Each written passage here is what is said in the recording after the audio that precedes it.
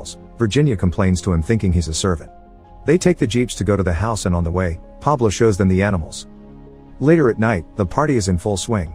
Virginia is surprised to learn the man from before is the actual Pablo, and she mentions the speculation that is going around about his past, but Pablo doesn't want to talk about it. He explains the party is to celebrate the founding of his society, which is building houses for the poor. She asks where the money comes from. He avoids the question. What she didn't know back then is that what they were truly celebrating was the founding of the Medellin cartel.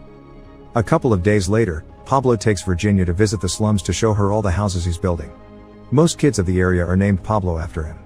Virginia interviews Pablo for her show, and when he gives a heartfelt speech about making Colombia the country they dream about, Virginia decides that she doesn't care how Pablo makes his money, only how he uses it. Later on, the two of them go out for dinner.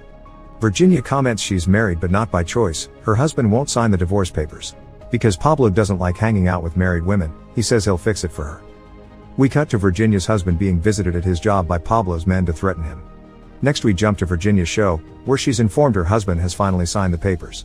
To celebrate her freedom, Pablo takes Virginia to a private island, where they make love before attending a congress of drug traffickers. Virginia is introduced to all of Pablo's associates and shown off as a trophy, but she's never felt safer. That night, the men divide the USA among them for their narco business. A year later, we see how the drug arrives in the States. On the highway, there's a truck that suddenly turns to block the way, and its drivers threaten any complaining car drivers with their guns. Now that the road is empty, a plane uses it to land and release its cargo.